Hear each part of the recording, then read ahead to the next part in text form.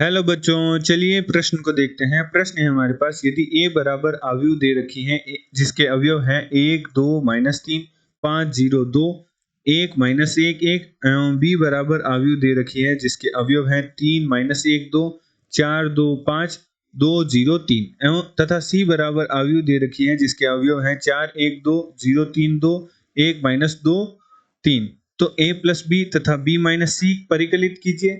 साथ ही साथ सत्यापित कीजिए कि a प्लस बी माइनस सी बराबर है a प्लस बी माइनस सी के।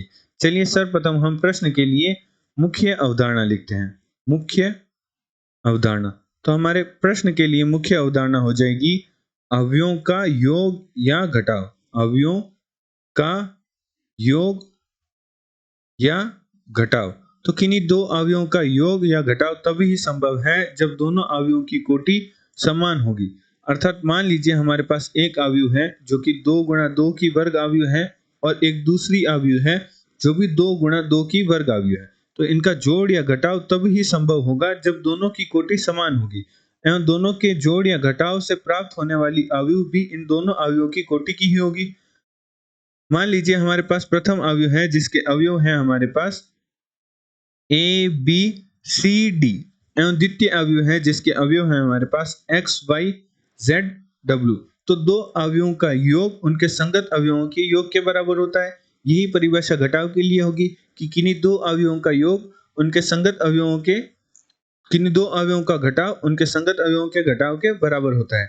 तो हमें मान लीजिए हमारे पास दो अवयव है और हमें योग ज्ञात करना है, तो इनका योग इनके संगत अवयवों के योग के बराबर होता है। अतः हमें पास योग करने पर प्राप्त होने वाली अवयव के अवयव प्राप्त होंगे a plus X, b plus Y, c plus Z एवं d प्लस डब्ल्यू। अतः प्रश्नानुसार प्रश्न में हमें सर्वप्रथम a प्लस बी का मान ज्ञात करने को कहा है। तो हमारे पास a अवयव है जिसके अवयव हमारे पास है, हमारे पास a अवयव के अवयव है 1 2 -3 5 0 2 1 -1 और 1 प्लस हमें जोड़ निकालना है b अवयव के साथ। तो b के अवयव हैं 3 -1 2 4 2 5 2 0 3। तो किन्हीं दो अवयवों का योग उनके संगत अवयवों के बराबर होता है। तो हमारे पास a प्लस b करने पर अवयव का मान प्राप्त होगा 1 प्लस 3 तो 4, 2 प्लस -1 तो हमारे पास प्राप्त होगा 1। इसी प्रकार हमारे पास अन्य अवयव प्राप्त होंगे -1 9 2 7 3 -1 और 4। अतः अब हमें प्रश्न में b माइनस सी ज्ञात करने को कहा है। तो हमारे पास b माइनस सी ज्ञात करते हैं। तो हमारे पास b अवयव है जिसके अवयव हमें दे रखे हैं प्रश्न में, जो कि है 3 -1 2 4 2 5 2 0 3 का घटाव करना है हमें c से, जो कि c हमारे पास अवयव दे रखी है 4 1 2 0 3 2 1 -2 3। तो किन्हीं दो अवयवों का घटाव उनके संगत अवयवों के घटाव के बराबर होता है। तो हमारे पास जो अवयव प्राप्त होगी 3 -4 -1 -1 -2। इसी प्रकार हमारे पास अन्य अवयव प्राप्त होंगे 0 4 -1 3 1 2 0। तो हमने a प्लस बी तथा b माइनस सी का मान ज्ञात कर लिया एवं प्रश्न में हमें सत्यापन करने को कहा था कि a प्लस बी माइनस सी बराबर है a प्लस बी माइनस सी के। तो हमें प्रश्न में b माइनस सी तथा a प्लस बी का मान ज्ञात कर लिया। चलिए सर्वप्रथम हम बाएं पक्ष को हल करते हैं। तो हमारे पास बायां पक्ष क्या है?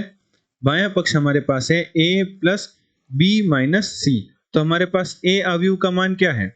प्रश्न में हमें a अवयव का मान दे रखा है जो कि है 1 2 -3 5 0 2 1 -1 और 1, और हमने b माइनस सी का मान निकाल लिया। तो हमारे पास b माइनस सी करने पर अवयव के अवयव प्राप्त हुए जो कि है -1 -2 0 4 -1 3 1 2 0। तो हमारे पास a प्लस बी माइनस सी का मान प्राप्त हुआ जो कि बराबर है, जोड़ने पर हमारे पास अवयव ज्ञात हुई जिसके अवयव हमारे पास प्राप्त हुए 0 0 -3 9 -1 5 एवं 2 1 1।